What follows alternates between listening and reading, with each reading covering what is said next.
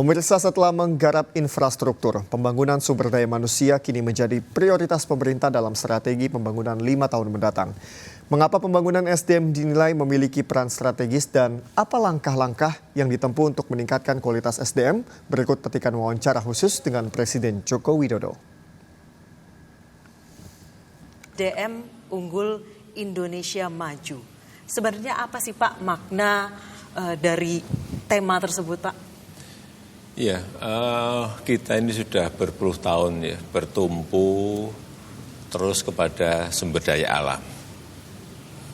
Dan sumber daya alam itu kalau kita eksploitasi terus akan habis. Ya. Kita booming minyak kita sudah lewat. Booming kayu kita tahun 80-an sudah lewat juga. Ini booming mineral, minerba juga hampir lewat. Sehingga ke depan yang ingin kita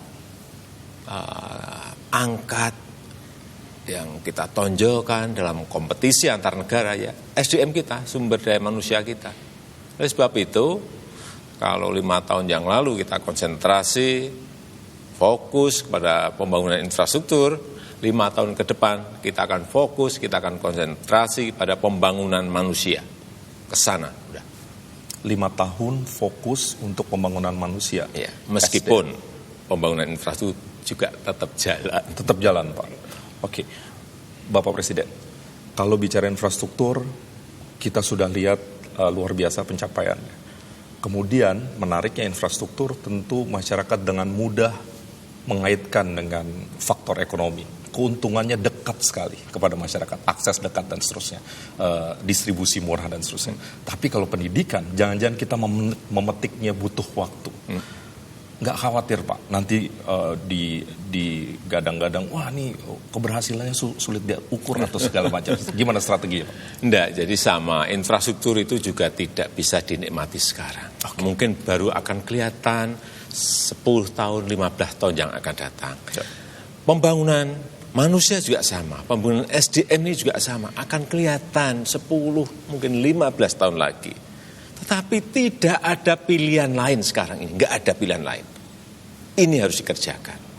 Tanpa harus kita berpikir return politiknya apa, return ekonominya apa. Enggak.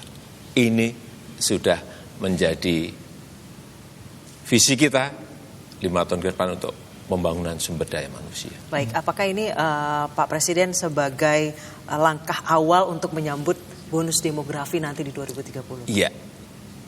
Justru basisnya ada di situ. Karena kita akan memiliki sebuah bonus demografi 5-10 tahun yang akan datang, ini harus disiapkan, harus direncanakan, dan langsung harus dikerjakan. Baik. Kemudian 5 tahun di periode pertama Pak Jokowi fokus pada pembangunan infrastruktur. Kemudian 5 tahun ke depan ini fokus di pembangunan sumber daya manusia. Sebenarnya apa sih Pak yang bisa dikaitkan antara pembangunan infrastruktur dengan pembangunan sumber daya manusia agar bisa berdampak yang bisa langsung dilihat oleh masyarakat? Ya ini fondasi. Ini fondasi. Dua-duanya ini fondasi kuat dalam rangka kita berkompetisi.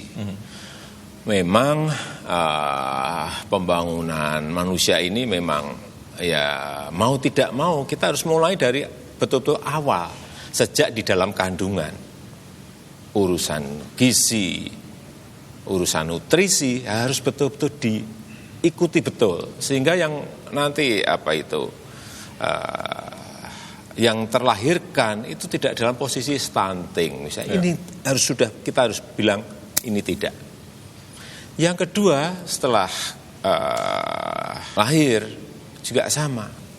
Sejak umur 1 sampai 7-8 tahun ini juga urusan gizi, urusan nutrisi juga harus diikuti dan diperhatikan karena ini akan menyangkut sebuah jangka yang sangat panjang. Dan saat masuk sekolah, entah itu PAUD, entah itu TK, entah itu SD, anak harus mulai dikenalkan. Bukan matematikanya dulu, bukan fisikanya dulu, bukan, tetapi yang paling penting adalah yang berkaitan dengan budi pekerti.